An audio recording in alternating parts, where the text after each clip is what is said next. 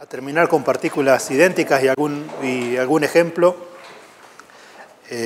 Recordamos que habíamos hablado del postulado de simetrización, que decía que cuando uno tenía partículas idénticas, el espacio de estados para n partículas que fuesen comparables, que tuviesen en principio el mismo número de grados de libertad, por ejemplo, el mismo tipo de espacio de Hilbert individual, el espacio de estados no era el producto, sino que uno se quedaba con una parte de ese producto.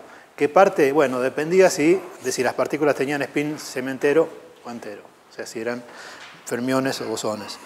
Y ese postulado de simetrización me decía específicamente con qué parte de la base de producto uno se quedaba. Y cómo se escribía esa proyección, digamos, que uno hacía sobre la base. Bueno, se podía escribir en términos de operadores que eran diferentes si se trataba de bosones o de fermiones. Y habíamos llamado S al operador que proyectaba, que me generaba la base simétrica, digamos, en el caso de tener bosones, y A al proyector que antisimetrizaba, en el caso de fermiones. Entonces, en el caso S, uno tenía un 1 sobre n factorial, la suma, o sea, la cantidad de permutaciones distintas en el caso de n partículas, y acá sumaba sobre todas las permutaciones posibles de n elementos, y bueno, acá teníamos el operador que implementaba, que resultaba de hacer la permutación sobre las funciones correspondientes al espacio producto. Y en el caso de fermiones, la cantidad de permutaciones era la misma, y la diferencia es que aquí aparecía un menos 1 a la sigma de pi, que esto era la paridad de la permutación, que correspondía, decíamos, a bueno, el número de transposiciones que uno necesitaba hacer para realizar la permutación. Ese número era par o impar y podía cambiar según digamos, no era. El número en sí no era una cosa invariante, pero sí la paridad o la imparidad, digamos. La paridad. En base a esto uno se construye entonces estados partiendo de un estado producto. Esos estados no necesariamente me quedan normalizados cuando uno actúa sobre una función de onda del producto. Entonces escribo un poco cómo resulta, qué es lo que uno hace cuando quiere normalizar un estado, por ejemplo, en el caso bosónico de n partículas.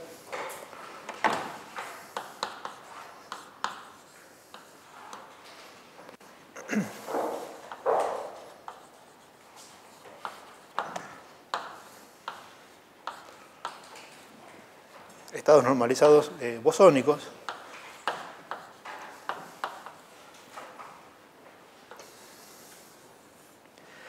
Uno parte entonces de tener un estado del espacio de Hilbert de n partículas y le aplica el S. Y tiene que agregar generalmente un factor, o sea, S actuando sobre ese estado del producto, no necesariamente me queda normalizado. ¿Cómo caracterizo un estado entonces perteneciente al producto en el caso bosónico? Antes de simetrizarlo. Bueno, en el caso bosónico uno dice tengo n partículas. Cada una de ellas puede estar en un estado. Estado es caracterizarlo mediante los autovalores de un cierto conjunto completo de observables compatibles, ¿no? Ahora, por tratarse de bosones, uno se da cuenta de que puede pasar que para cada uno de esos estados, para cada uno de los conjuntos completos de observables compatibles, uno tenga una o más partículas. O sea, uno puede simetrizar, de hecho uno puede poner n partículas bosónicas en el mismo estado. Eso ya es simétrico por construcción. Una cosa que no pasa en el caso fermiónico. En el caso fermiónico uno sabe que si transpone cualquier par de partículas tiene que cambiar de signo, así que si pongo dos o más en el mismo estado, eso me da, digamos, lo puedo hacer, pero me da el vector nulo, la antisimetrización. Entonces, en el caso bosónico, uno parte de un estado en el producto que caracteriza con bueno, lo podemos hacer en notación de funciones o de Ketz, pero lo puedo caracterizar de esta manera. Puedo poner acá Este Q es lo que cada Q significa el conjunto, en forma abreviada, el conjunto completo de observables compatibles. Y este N1 significa cuántas partículas tengo en ese estado. Puedo poner una o más.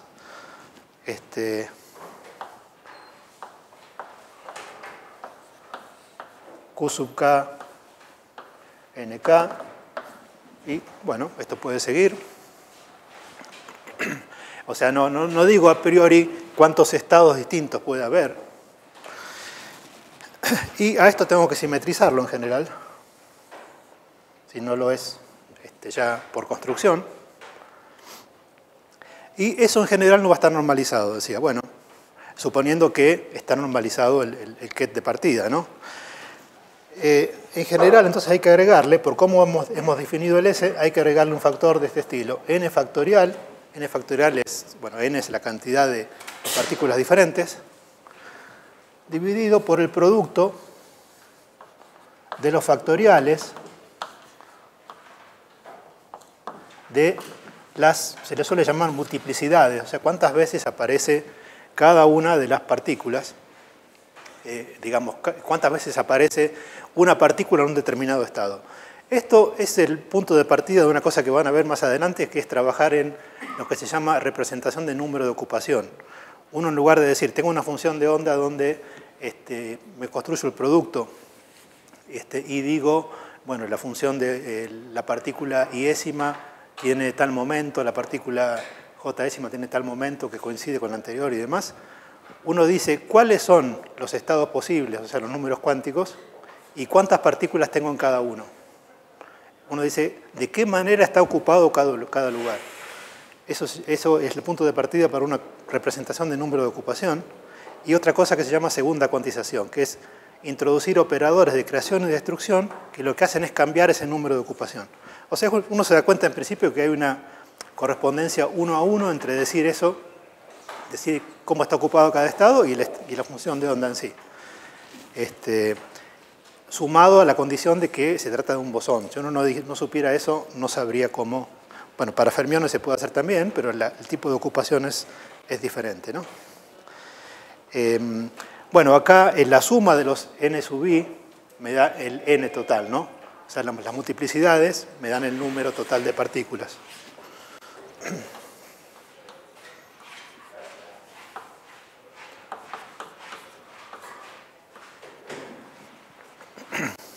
No pongo cuántos K distintos puede haber, eso dependerá, digamos. Bueno, ¿por qué queda normalizado esto? Bueno, queda normalizado, uno para eso puede ver un poco más explícitamente lo que pasa. Bueno, el S ya tiene, el simetrizador tiene un n factorial dividiendo. Entonces, uno se da cuenta de que este estado, U, se puede poner como 1 sobre, bueno, tengo el producto de los n factoriales, raíz cuadrada, hay 1 sobre raíz de n factorial, cancelo, digamos, parte de la raíz de acá con el n que aparece dividiendo, y acá tengo una suma sobre permutaciones. Ahora, me fijo qué hacen las permutaciones sobre este estado. Uno se da cuenta de que cuando tiene permutaciones que involucran a los Qs que tienen el mismo, digamos, a las partículas que tienen el mismo conjunto de números cuánticos, eso me da el mismo estado. Son permutaciones que van a dejar igual al estado del espacio de giro del producto. ¿Cuántas de esas hay? Y hay producto de n sub i factorial. ¿Sí? Permutaciones que no van a cambiar el estado porque cambié cosas que ya tienen los mismos números cuánticos, que ya son simétricas para cada uno de esos factores. Lo que puedo hacer es poner directamente cuántos estados de esos van a aparecer, que eso es precisamente producto de n sub i factorial, y quedarme con una suma sobre permutaciones que solamente cambian cosas que corresponden a estados distintos. Entonces pongo un prima, y acá tengo que cambiar entonces y poner, como tengo un producto de n sub i factorial, me queda una raíz arriba.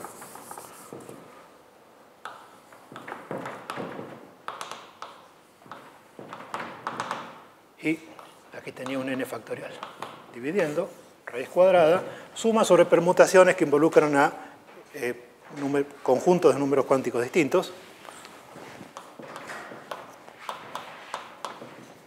actuando sobre el mismo estado, ¿no?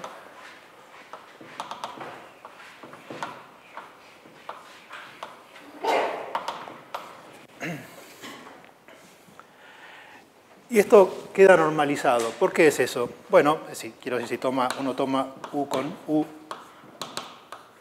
eso me da 1. ¿Por qué es? Bueno, porque esto es, bueno, directamente me aparece un cuadrado acá, que me cancela la raíz.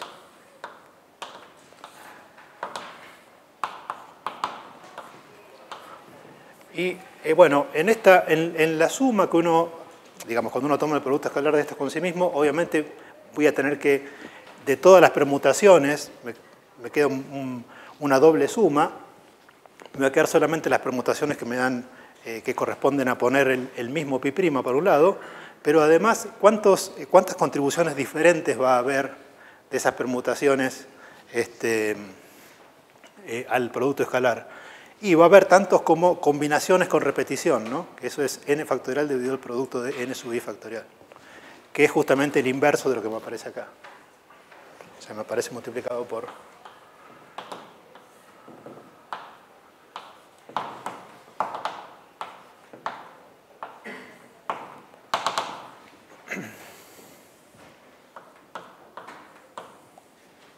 O sea, por un lado, de la doble suma me queda solamente una suma.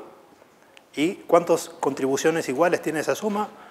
Bueno, combinaciones con repetición de n elementos con n1, n2, n3, nk repetidos.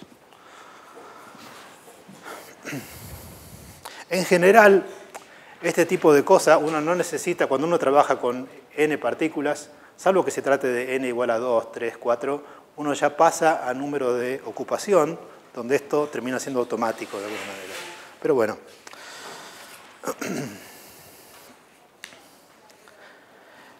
¿Qué pasa con los estados, con el caso de antisimetrizar, el caso de n fermiones?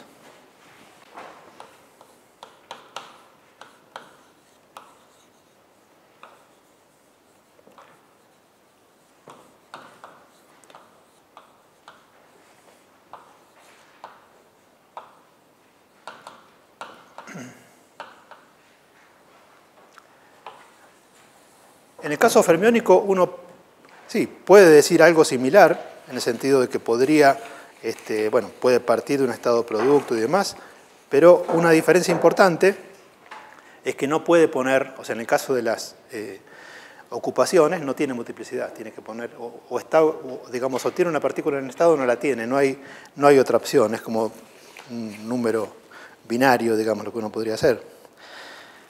Entonces, en el caso fermiónico, uno lo que pone es raíz de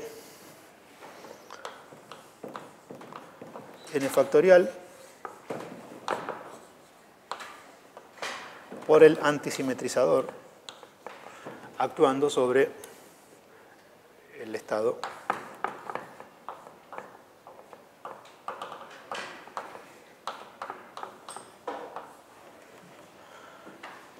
si pone explícitamente el antisimetrizador, acá bueno, queda 1 sobre raíz de n factorial, la suma sobre todas las permutaciones distintas, menos 1 a la sigma de pi, el operador p que hace la permutación, sobre q sub 1, q sub n, o si quiero ponerlo más explícitamente, 1 sobre n factorial, raíz cuadrada, suma sobre permutaciones, menos 1 a la sigma de pi. Y recordemos que esto se podía poner como q con el índice transformado, según lo que me dice la permutación, pi y así para cada uno de los índices de los Qs que aparecen en el ket. Eso es, lo que me define la acción de P es eso, precisamente permutar los índices. ¿Cómo veo que este U definido así está normalizado? Bueno, ese U está normalizado porque lo puedo ver también explícitamente contrayendo el bra con el ket.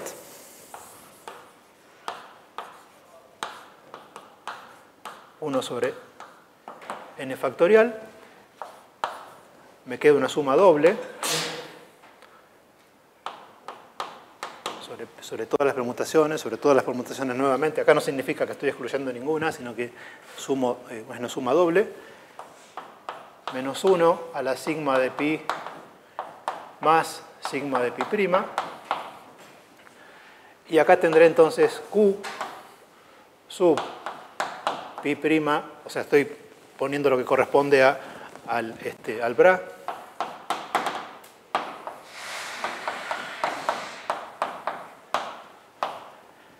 Pi prima n, y acá tengo Q sub pi de 1, Q sub pi de n.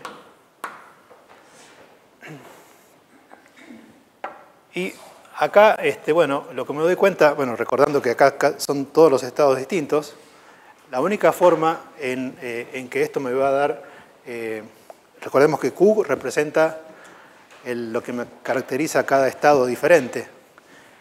El único caso que esto me puede dar algo distinto de cero, recordando que son diferentes los estados, es que pi sea igual a pi prima, que tenga la misma permutación de esta suma doble. Son todos distintos. Si pi prima es distinta de pi, eso significa que al menos dos factores, dos argumentos acá van a ser distintos. Y recordemos que esto, el producto escalar, se escribía, en el caso de un producto directo, como producto de los productos escalares de cada factor, de cada subconjunto, digamos, de números cuánticos. O sea, va a haber al menos dos diferentes, y eso me va a dar 0. Por lo tanto, de toda esta suma, me queda solamente una suma que corresponde a decir que es como decir que acá aparece una delta de Kronecker de pi y pi prima, de alguna manera, ¿no?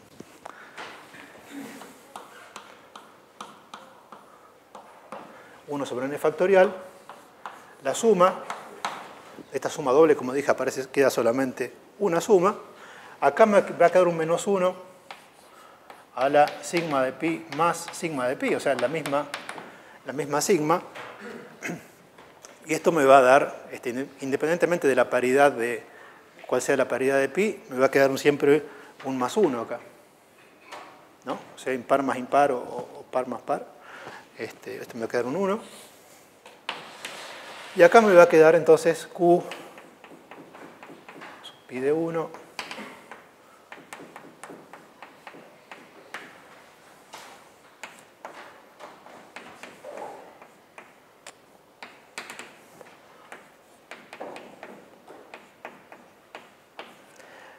y esto es 1 si elegí normalizado los estados de una partícula que usé para armar el producto.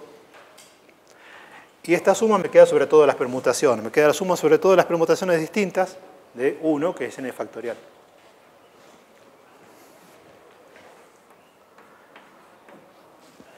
Esto, o sea, sin necesidad de decir que uno está cambiando las cosas o que lo está definiendo de otra manera, se suele representar de manera más explícita, de una manera que suele ser útil cuando uno hace cálculos con átomos con muchos electrones, que es lo que se conoce como determinante de Slater.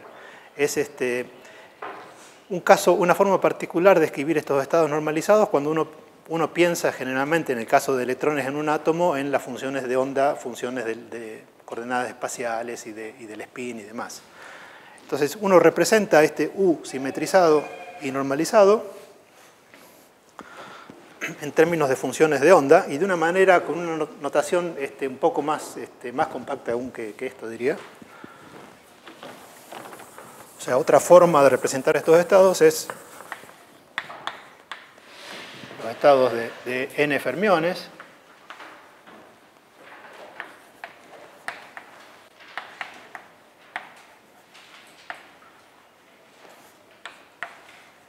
es pensar explícitamente en funciones y en escribir lo menos posible. O sea, en lugar de decir, no sé, escribo conjunto de números cuánticos y demás, escribo las funciones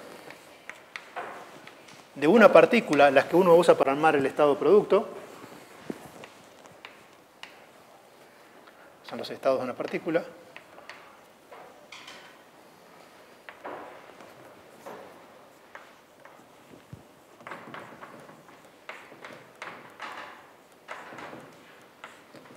Las escribo como phi, y acá uno tiene que poner dos cosas. Tiene que poner algún índice que me diga de qué estado se trata, cuáles son los números cuánticos, el spin, lo que fuera, y otra cosa que me dice de qué partícula se trata. Eso se puede hacer tan compacto como uno quiera. A veces se lo suele poner de esta manera, donde esto me dice los números cuánticos. Puede corresponder, por ejemplo, si uno piensa en estados de n partículas, todas en un potencial armónico. Esto podría ser el n del estado, el nivel. ¿Y esto qué es? Esto es de qué partícula se trata, la 1 o la 2. Por supuesto, podría poner acá R sub J, podría poner, si tuviese spin, podría poner R sub J y, no sé, M sub J, Z, de qué componente Z del spin se trata, pero fíjense que en definitiva lo que importa para la parte combinatoria son los índices de qué partícula se trata y de qué estado estoy hablando. Entonces, si uno quiere escribir ese estado normalizado,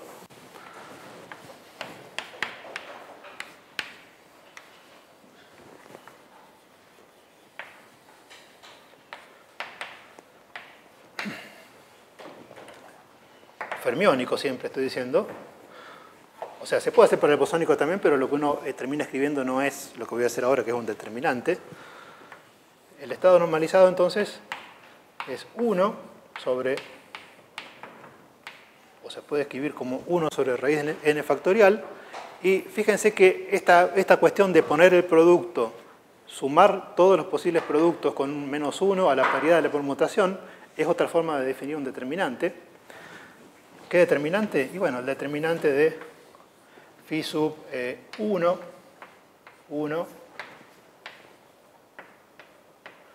phi sub 1, 2, phi sub 1j, phi sub 2, 1, phi sub 2, perdón, n,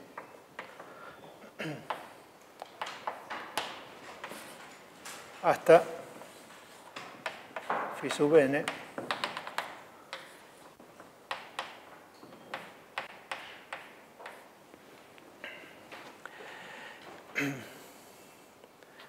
¿no? Aparecen en el determinante aparece justamente todas las permutaciones con un signo que es el adecuado para, bueno, corresponde al determinante. El hecho, a esto se lo conoce como determinante de Slater.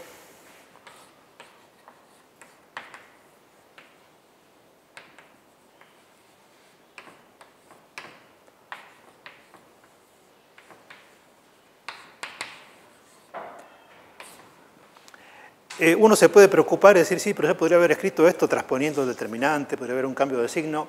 Hay diferentes cambios que corresponden a diferentes convenciones, pero que generalmente se reflejan solamente en un cambio de fase global en esto que es una función de onda, en definitiva.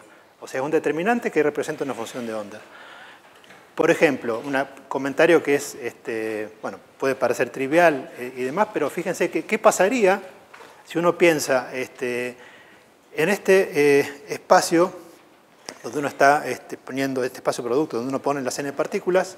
¿Qué pasa si uno eligiese cambiar de representación para cada uno de los espacios de Hilbert unidimensionales? O sea, por ejemplo, si en lugar de tomar funciones de onda correspondientes a, no sé, estados de la energía, tomase de otra cosa, momento, lo que fuera. O sea, si uno hiciera un cambio de base para cada uno de los estados, o sea, para cada una de las funciones de onda correspondientes a una partícula, si uno cambiase, hiciera una transformación unitaria para cada uno de estos estados. Eso correspondería, en cuanto a las funciones, a pasar a phi', Φ'I, donde F'I, ¿cómo se relaciona con Phi sub I? Y aparece una matriz unitaria, que es la que me hace el cambio. Si paso a otra base normalizada, diría que siempre o sea, no me fijo en estos índices porque sencillamente se refieren a de qué partícula se trata. Eso no lo estoy cambiando. Pero si cambio la base en la cual represento las funciones, en ese caso lo que voy a tener es una suma sobre J, y acá tendré los elementos de una matriz unitaria.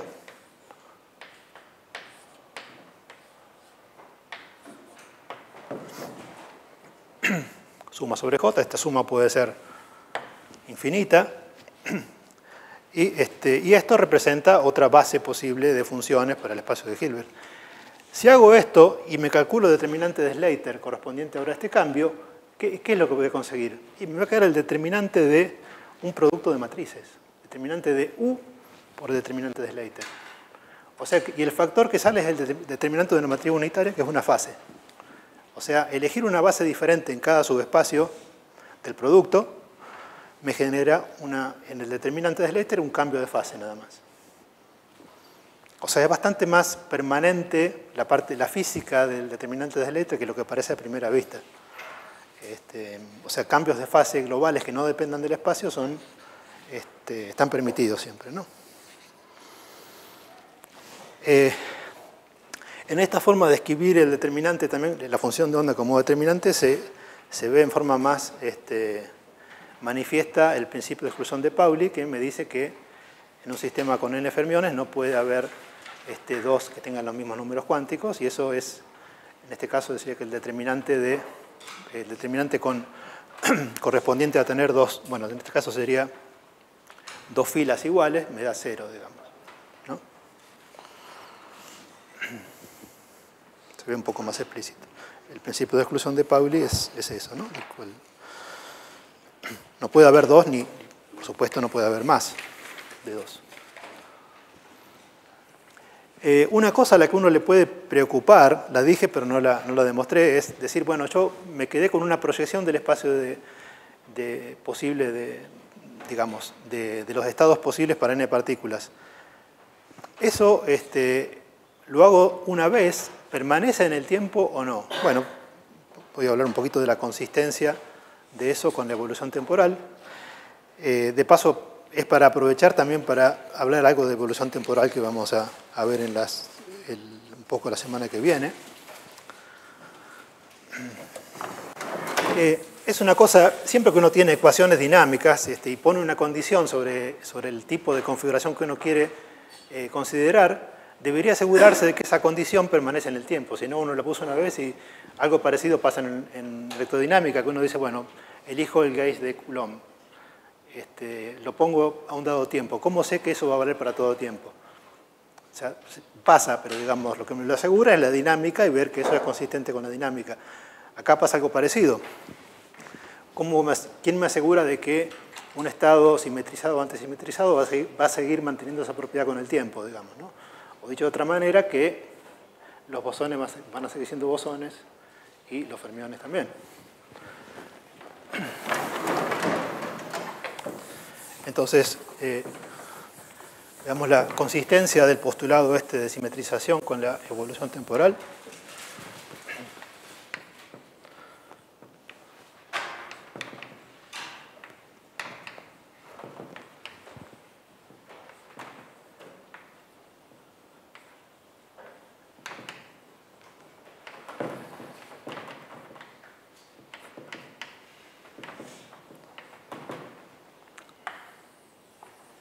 ¿Qué es la evolución temporal cuando uno habla de problemas de los que estamos hablando ahora que son independientes del tiempo? O sea, no hay dependencia explícita en el tiempo. Estamos considerando sistemas cerrados o, dicho de otra manera, que uno considere hamiltoniano de todo el sistema.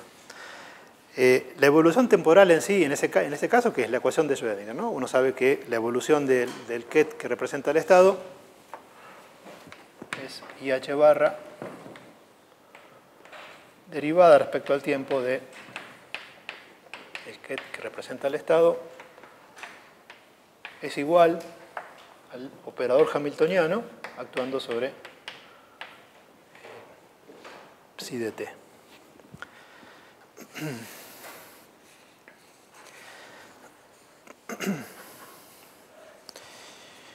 Bueno, es una ecuación diferencial lineal. Acá no hay dependencia temporal.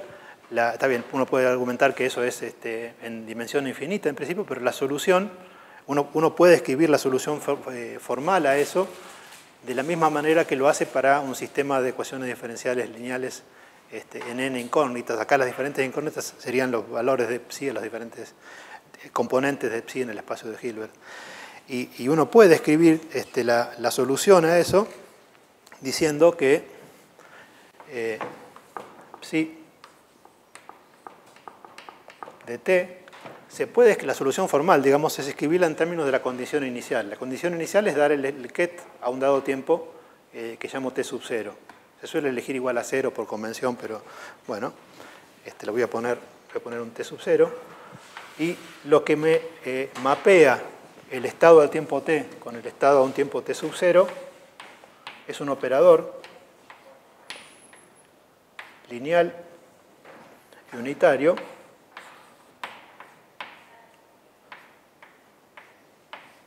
que se llama operador de evolución.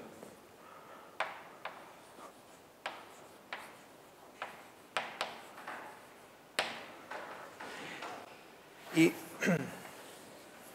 este es el estado inicial.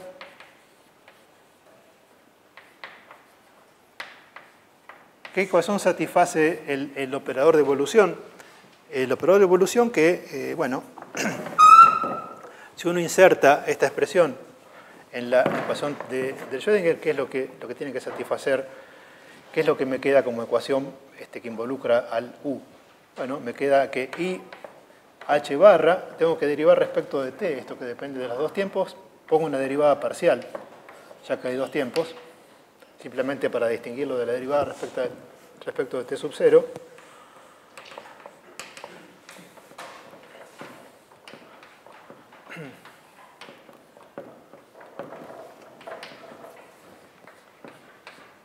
Me queda igual a h u de t sub 0.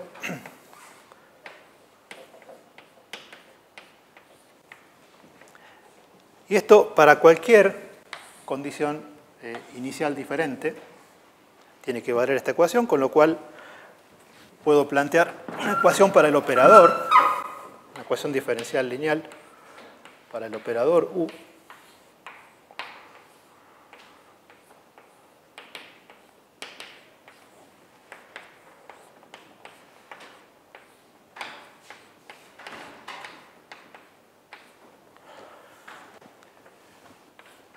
Una ecuación así,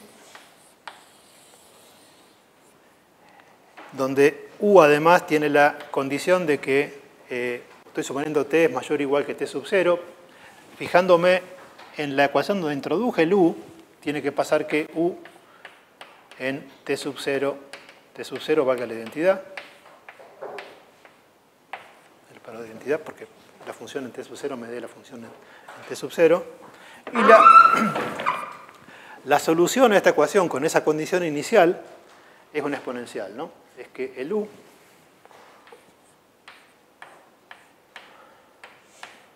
de t y t0 en realidad depende solamente de la diferencia entre el tiempo t y el tiempo t sub 0, y esto es justamente una ecuación para es una generalización de una ecuación para la matriz U en términos de la matriz H, que es hermítica, y es la exponencial de menos I sobre H barra por T menos T sub 0 por H.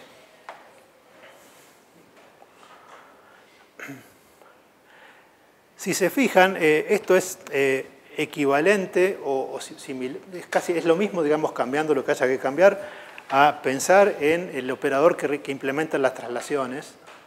Recuerdan que uno tenía una ecuación para, cuando vimos simetrías, el operador P lo que hacía era desplazar para la función de onda el argumento, la coordenada X, digamos. El operador P sub x, el P sub y pasaba la coordenada ahí, y uno tenía la ecuación diferencial correspondiente a una traslación infinitesimal. En este caso, el que juega el rol de P sería el h, y la derivada respecto de t estaría relacionada con derivada respecto de x. Y el operador que realiza la traslación finita era un exponencial, precisamente. Nos quedaba e a la menos i sobre h barra p escalar el vector a, creo que lo llamábamos. O sea, la traslación finita corresponde acá a traslación finita en el tiempo. Y eso es el operador de evolución. La ecuación es prácticamente la misma, y uno puede decir lo mismo, o sea, no hay complicaciones respecto de la traslación espacial. ¿Por qué? Porque h no depende del tiempo. O sea, similar a lo que pasaba con el operador de traslaciones, el operador P no dependía de la coordenada, por ejemplo. O sea, el espacio era homogéneo, no había dependencia explícita en las coordenadas, ¿no? Cada punto era equivalente.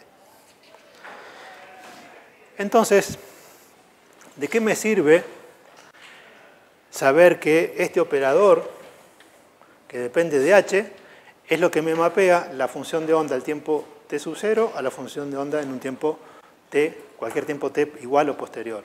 Se puede generalizar, introducir un operador de evolución con los tiempos al revés, una cuestión algebraica más adelante, pero no, en ese caso no sería evolución, pero se usa para evitar tener que, cuando uno usa esto para realizar otro tipo de operaciones, para simplificar la cosa, digamos. Pero en principio esto es para tiempo mayor igual que t sub 0. ¿De qué me sirve respecto del postulado de simetrización? Bueno, ver si el postulado de simetrización es compatible con esto, con la evolución, significa fijarse en tener un estado del tiempo t sub 0 que satisface que, por ejemplo, es completamente simétrico, si eso va a pasar a otro tiempo. Entonces, me fijo en un estado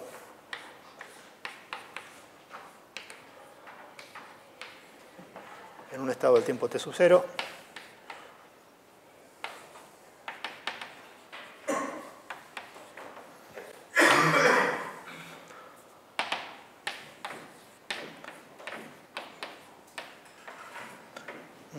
un psi de t sub 0, y bueno, este estado supongo va a estar simetrizado o antisimetrizado. Entonces, ¿qué significa eso? Que si hago P sub pi actuando sobre el estado al tiempo t sub 0, ¿eso qué me va a dar? Y me va a dar más o menos psi en t sub 0, dependiendo de si estoy en el caso fermiónico, bosónico o fermiónico, respectivamente. Entonces, la idea de ver si esto vale para el tiempo t, ¿cómo se verifica? Y actúo con el P sub pi sobre el estado del tiempo t.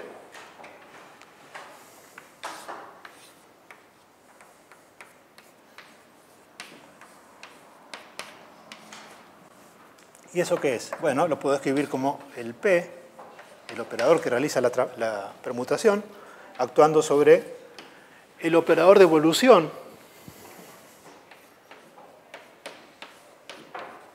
correspondiente al tiempo t,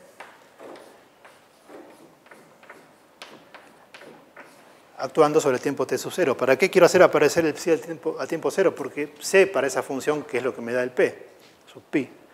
Ahora, y acá está la clave, si el sistema corresponde a n partículas idénticas, el p conmuta con el hamiltoniano. Si conmuta con el hamiltoniano, conmuta con cualquier función de hamiltoniano, en particular la exponencial esta del operador de evolución, y lo puedo pasar al otro lado.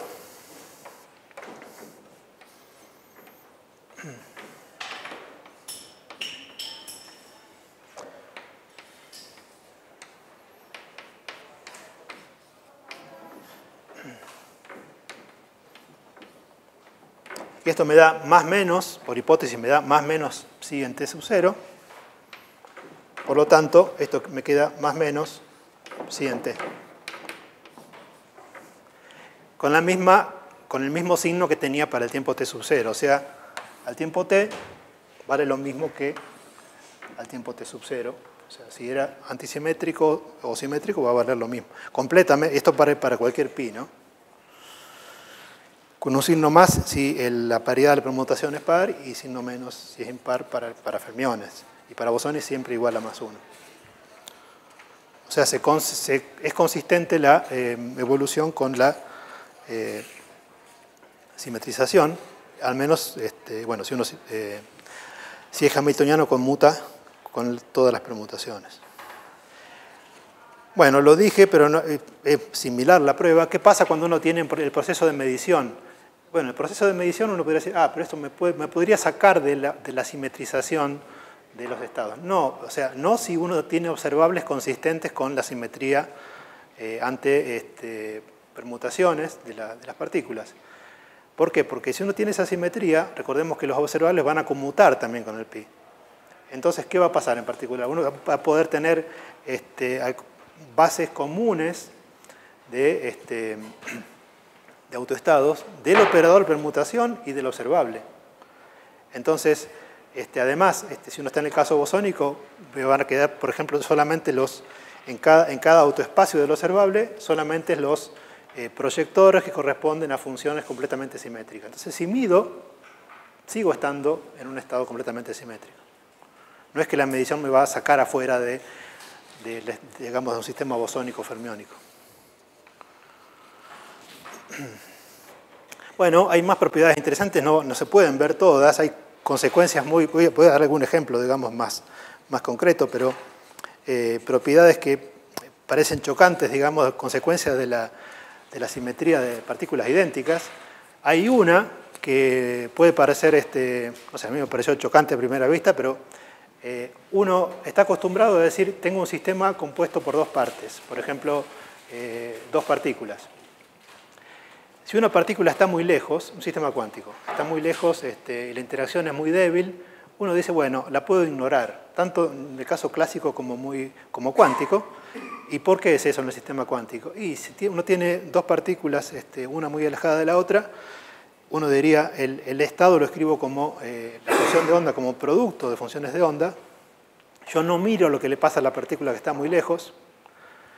No mirarlo significa, ese factor me da probabilidades que son, al tomar módulos cuadrados, que son independientes de las probabilidades de hacer mediciones en la partícula que tengo cerca.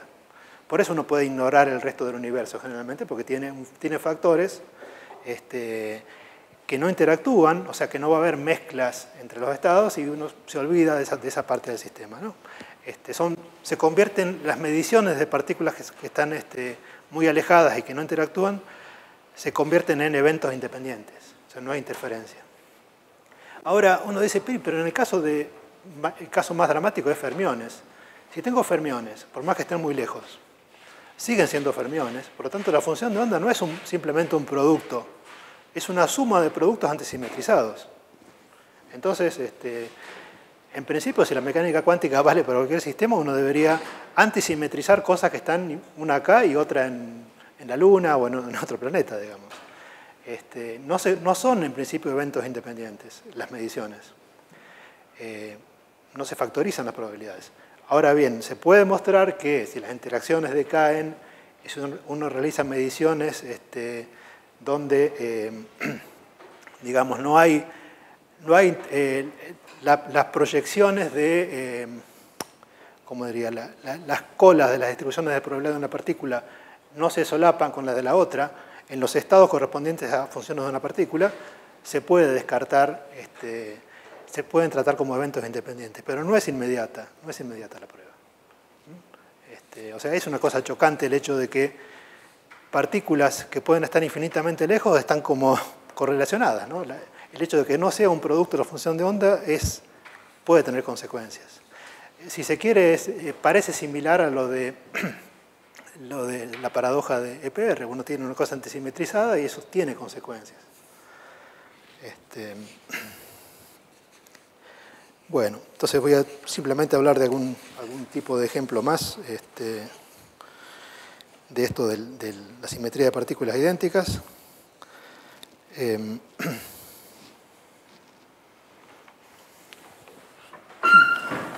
La simetría de partículas idénticas, quizá la primera manifestación o la primera verificación y demás, una de las primeras verificaciones experimentales y prueba, digamos, de que era importante tenerla en cuenta es en los átomos con muchos electrones, o con más de uno, digamos. Entonces vamos a hablar un poco de eso, muy poco, ¿no?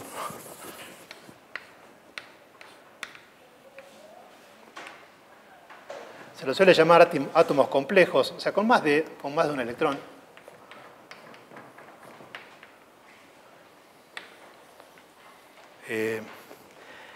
¿Cómo se manifiesta lo de la simetría de partículas idénticas?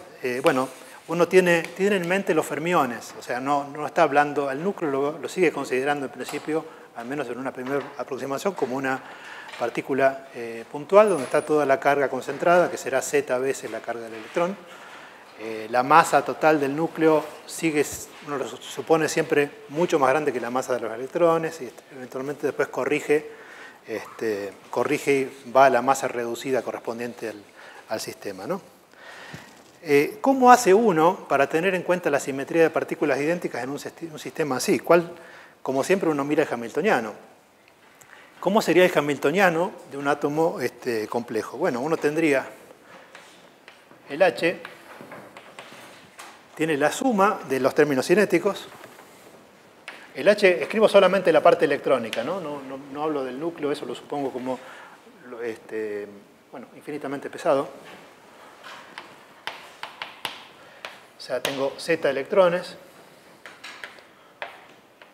P sub I cuadrado sobre 2 veces la masa del electrón. Cada electrón ve además el potencial coulombiano del núcleo. Z E cuadrado sobre R sub I. ¿Y qué más me falta? Y me falta un término que es la repulsión coulombiana entre todos los posibles pares de electrones, o sea, más una suma. O sea, tengo que poner todos los posibles pares distintos. Pongo I menor que J, E cuadrado sobre R y J.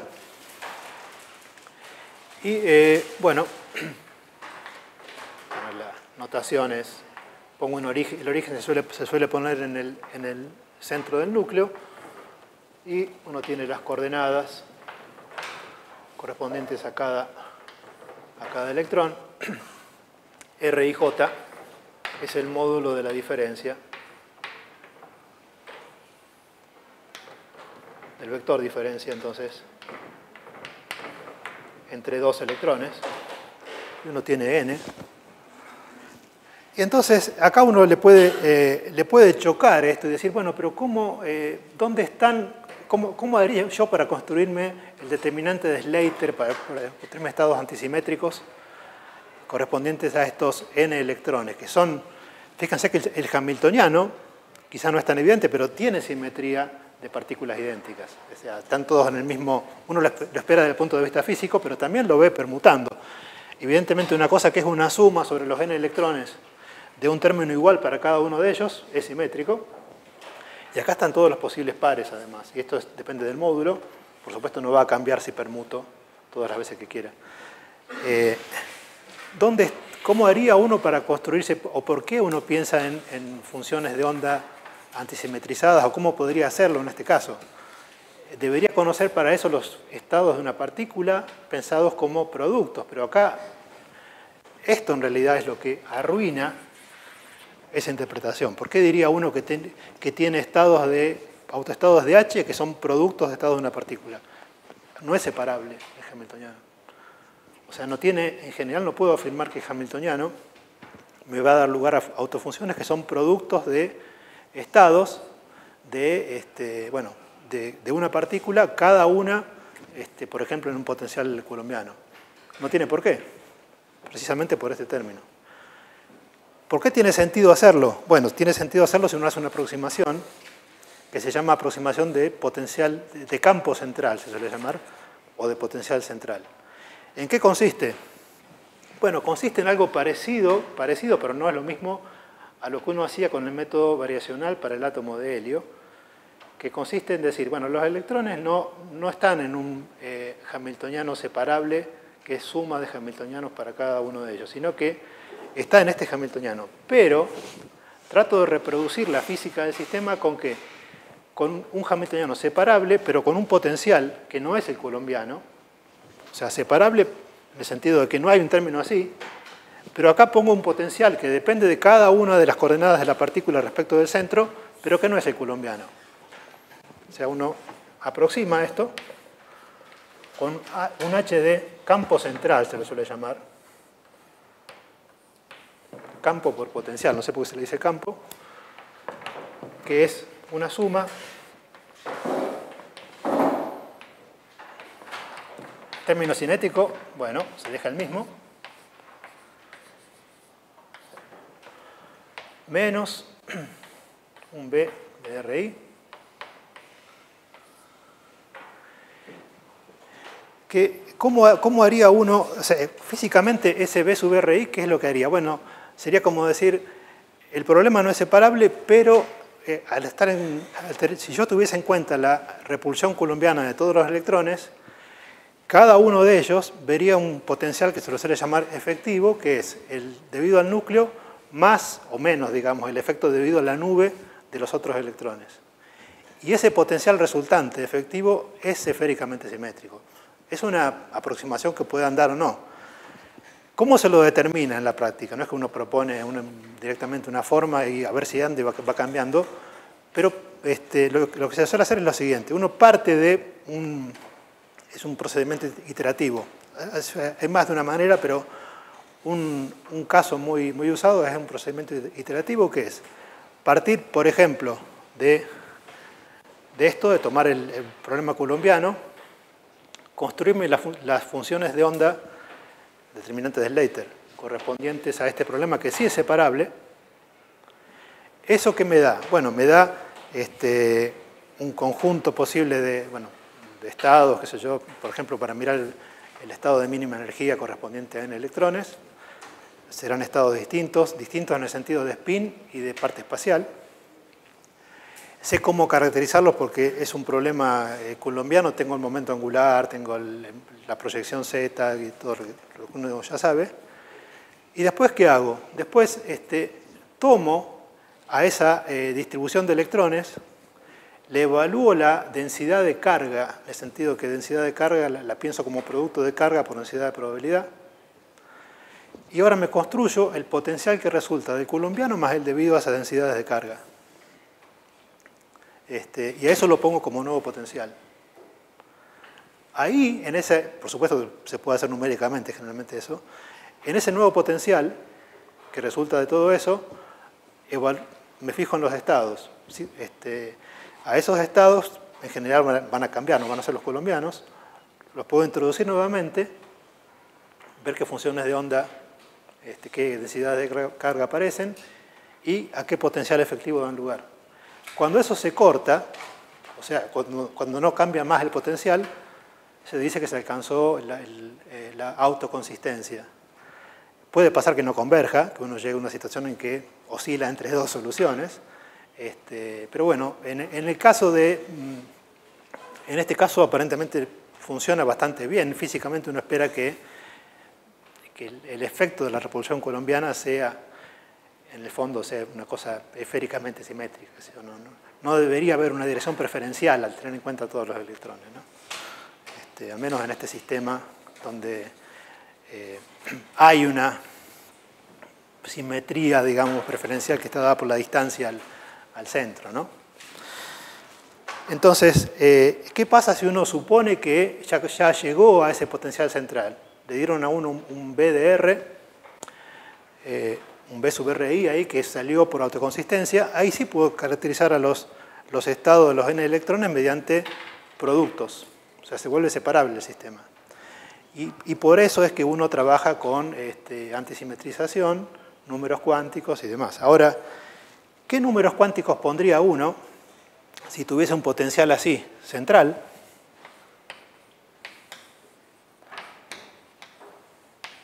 Central porque, digamos, con este método propongo uno central, no es que... ¿Cómo caracteriza uno las funciones de onda? Bueno, las funciones de onda de cada uno de los electrones para construir el determinante de Slater. Se suele usar el mismo tipo de número. Fíjense que si esto es central va a haber también uno va a tener va a conmutar el L cuadrado con el hamiltoniano. De hecho, conmutaba también con este, ¿no? Esto es invariante de rotación, o sea que el L conmuta con el hamiltoniano, el L total. Y también la componente Z. Entonces, puedo caracterizarlos con un número L, ¿no? El número cuántico L, con la misma definición que teníamos para el átomo de hidrógeno.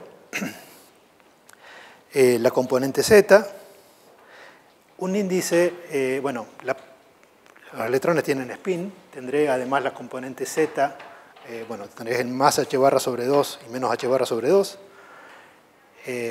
Y además tengo un número cuántico n que juega el rol del número cuántico principal, pero que no solamente va a corresponder al número cuántico principal si voy al caso z igual a 1, digamos. O sea, en general no me va a bastar con el L. O sea, lo que uno pierde en general por tener un potencial que no es el coulombiano es el hecho de que las funciones de onda dependan solamente de n y no de L. Eso era muy específico del potencial coulombiano, que de hecho a uno le aparece como una sorpresa que no dependa de L. Pasa solamente para el potencial 1 sobre R. En general, entonces, uno va a tener, para los estados los estados de una partícula, uno va a tener, para este hamiltoniano, sub I, digamos, uno va a tener cosas caracterizadas por N, L, el M asociado al momento angular y el M asociado al spin. Las partículas tienen spin en un medio también.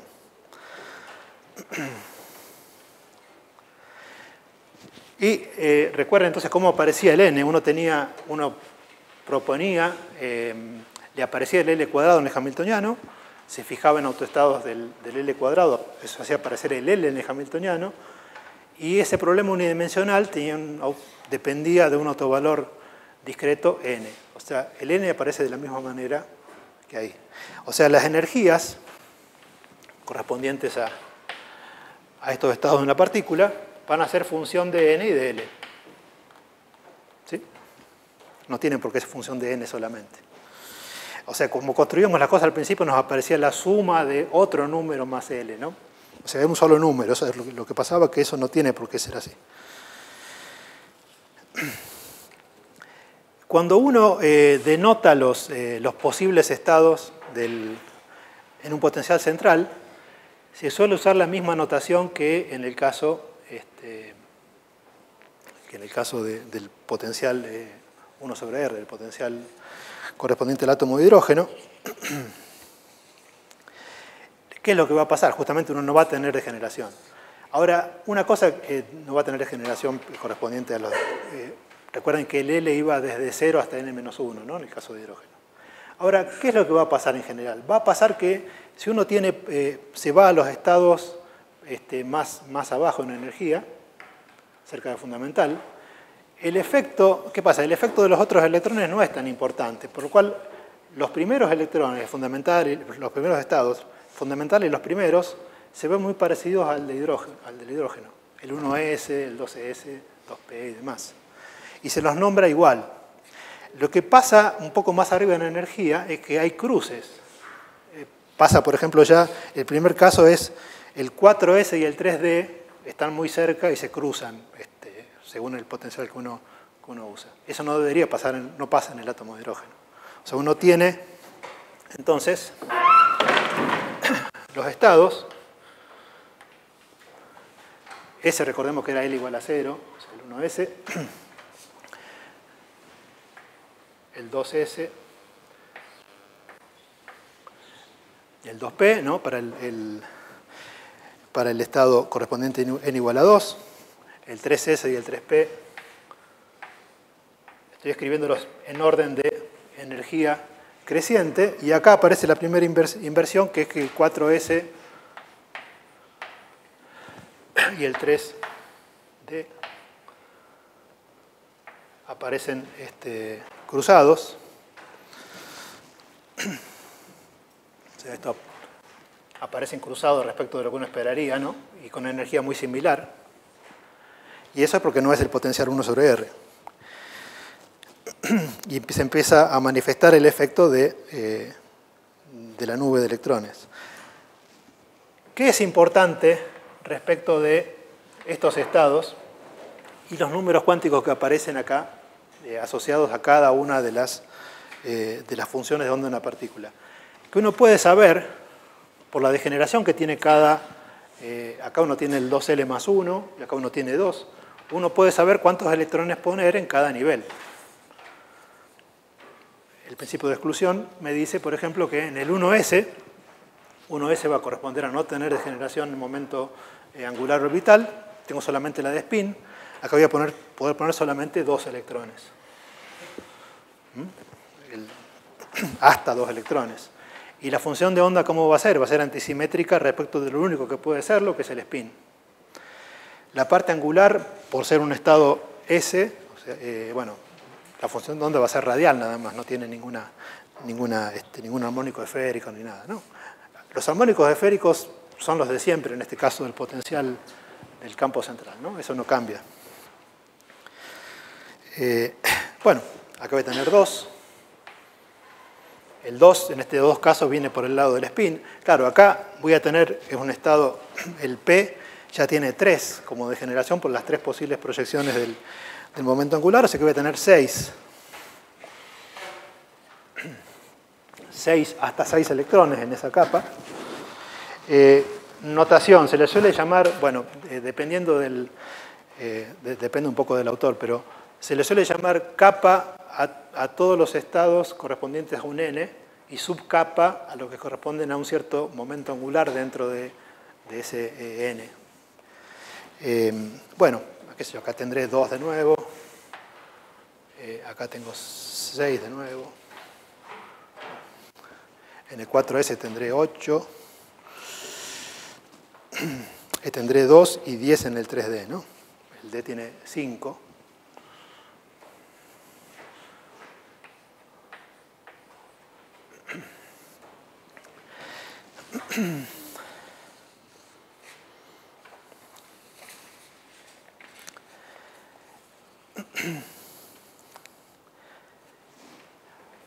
Entonces,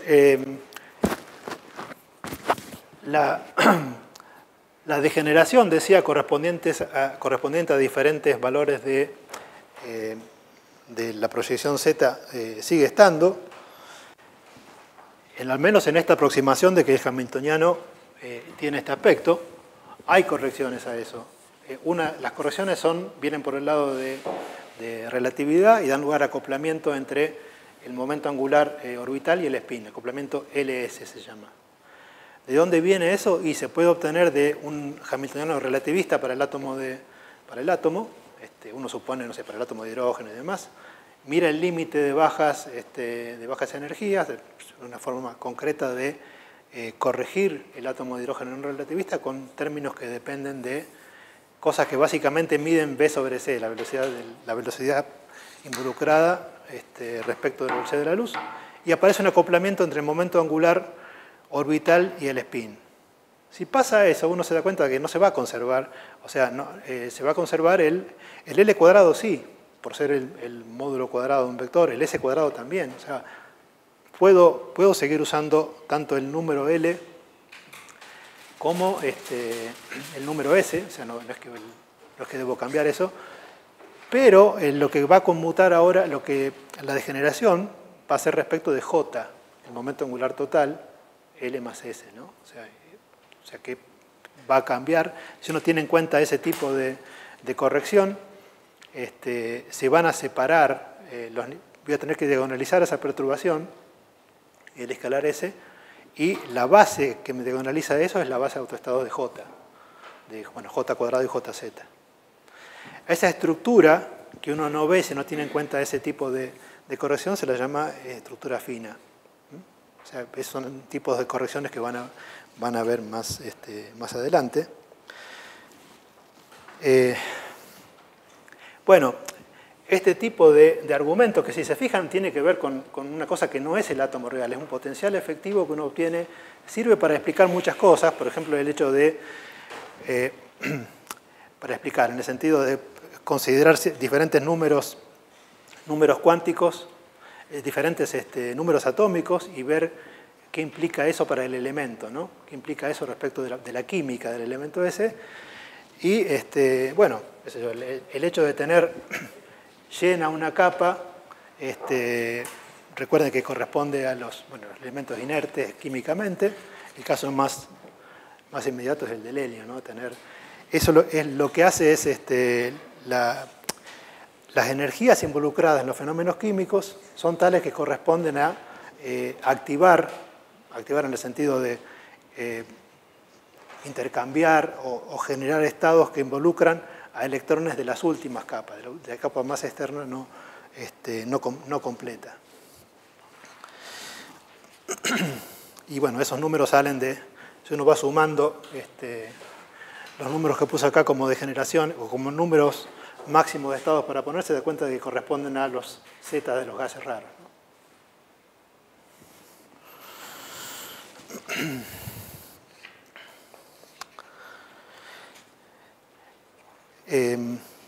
Bueno, cuando uno da un átomo, eso creo que creo que lo hemos dicho, no es tan fundamental, pero uno como notación, suele escribir la configuración electrónica. ¿A qué corresponde dar la configuración electrónica? Y decir cuántos electrones hay en cada uno de estos niveles y cómo se nota eso. ¿Cómo digo que tengo 2 electrones en el nivel 1s y 1s cuadrado? O sea, 1s cuadrado. Si tengo lleno este nivel, después puedo tener, no sé, un electrón más en el nivel 2s. Si hay uno solo acá, dejo el 2s. Si hubiese 2, pondré el cuadrado. Y así sucesivamente, ¿no? Pongo cuántos tengo en cada nivel.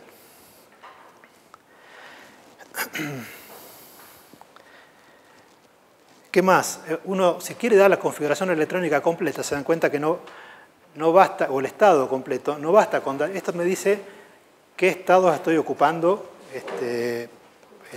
digamos, en cuanto a energías. Ahora, uno sabe que además tiene diferentes valores posibles de de la componente Z del momento angular, el spin y demás.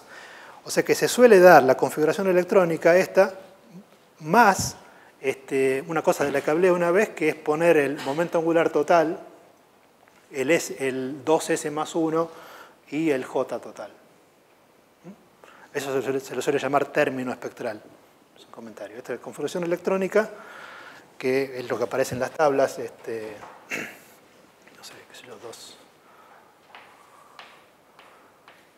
Y además se pone lo que habíamos escrito como L 2S más 1, y acá habíamos puesto el J, ¿no? Esto se lo suele llamar el término espectral. ¿Y de qué sirve este tipo de cosas? Bueno, generalmente se usa para hacer correcciones extra a lo que uno tiene en las energías que vienen del primer término, el más crudo de todos, que no tiene en cuenta nada más, digamos. Eso se puede corregir generalmente. Y, digamos, uno leyendo esto puede inferir a veces, hay reglas empíricas que no siempre son precisas, que me dicen, en función del término espectral, o sea que no se cumplen siempre, digamos, en función del término espectral, cuál va a tener, siendo igual todo lo demás, cuál va a tener menor energía. Uno es la regla de Hund, que me dice que, dado la configuración electrónica y el término espectral, el que tiene menos energía es el que tiene mayor 2S más 1, y de esos el que tiene mayor L. Hay una justificación con los dedos, pero eso falla a veces, o sea que la justificación muy bien no puede estar. Pero se suele argumentar que el tener el momento angular, el spin máximo, siendo electrones, corresponde a que los spines estén lo más alineados posibles, con lo cual la parte espacial tiene que ser lo más antisimétrica posible, y eso debería bajar la repulsión colombiana. No sé, el problema es que falla la regla, así que no, en algún momento no debe ser tan precisa, ¿no?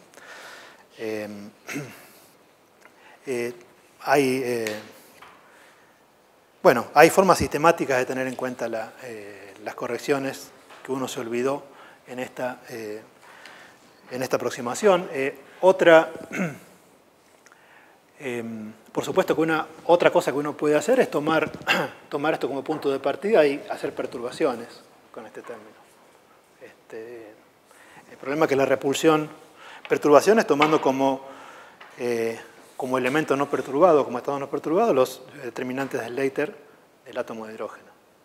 El problema es que las correcciones son grandes, o sea, los términos de repulsión colombiana no son, en general, depende mucho del estado, pero en general no son, uno tiene que sumar demasiados términos, además de ser cálculos bastante complejos, ¿no?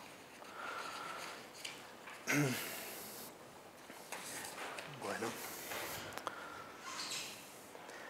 para terminar, un comentario nada más.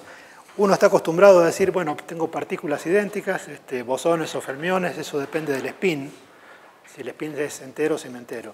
Ahora, muchas veces uno, dependiendo de las circunstancias, termina aplicando el postulado de simetrización a elementos que tienen spin, pero que no son partículas en sí mismas, partículas indivisibles, o sea, partículas en el sentido exacto de la palabra, no son indivisibles. Por ejemplo, núcleos. Los núcleos uno sabe que no son partículas, saben que están compuestos por nucleones. Esos nucleones también son partículas compuestas, pero uno se siente más confiable con decir que los protones son partículas de spin 1 medio y por lo tanto uno debería antisimetrizarlas si tiene protones y quiere describir procesos cuánticos que involucren a n protones o n neutrones, uno supone que son idénticos. Ahora, ¿qué pasa si uno tiene dos núcleos, por ejemplo, dos o más núcleos idénticos? Idénticos en el sentido de igual número de protones, igual número de neutrones.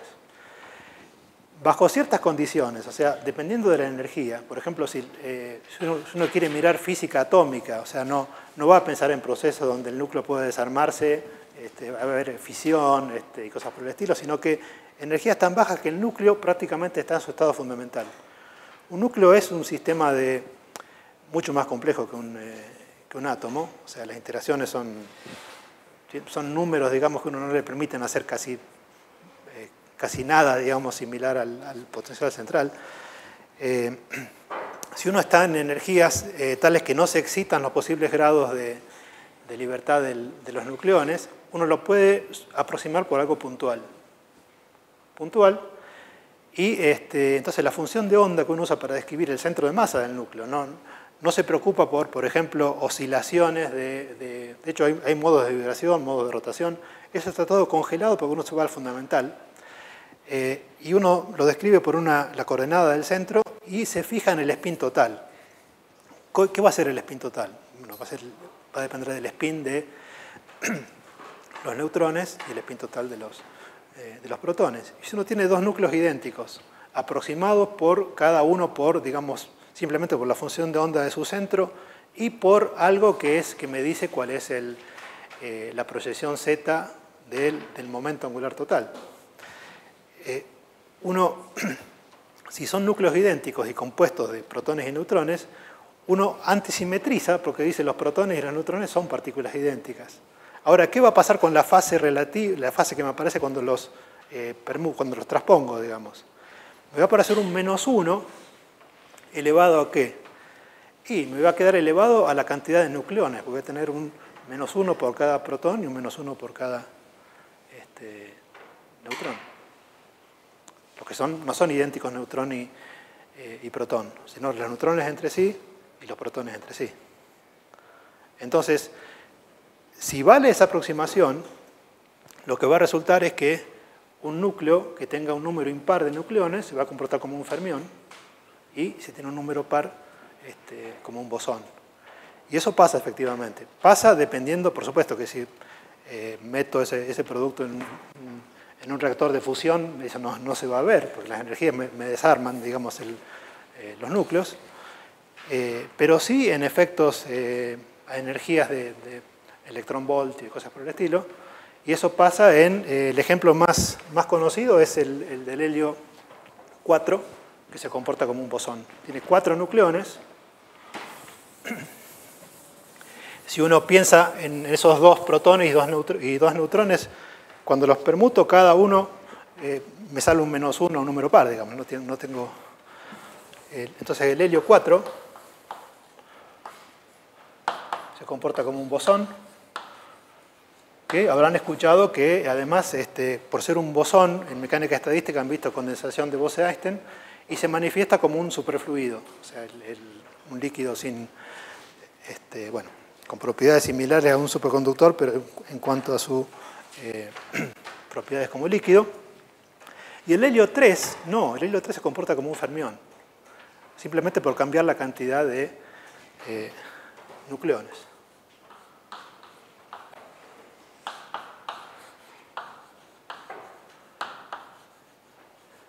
Las energías involucradas acá tampoco a uno, además al tratarse de helio, uno se despreocupa de la parte electrónica, son capas llenas siempre, eso no cambia, o sea que me olvido, uno podría pensar, pero ¿qué pasa con los electrones? No, eso permanece igual porque son capas, la capa 1s está llena en los dos casos y eso no cambia, es muy estable, de hecho cuando uno tiene una capa llena se comporta como esféricamente simétrica, uno no debería, además están en un singlete de spin cada uno de ellos, ¿no? Eso es. Y bueno, la diferencia entre un caso y otro en cuanto a la propiedad a las propiedades estadísticas es verificable y se ha verificado. Bueno, por hoy paramos entonces.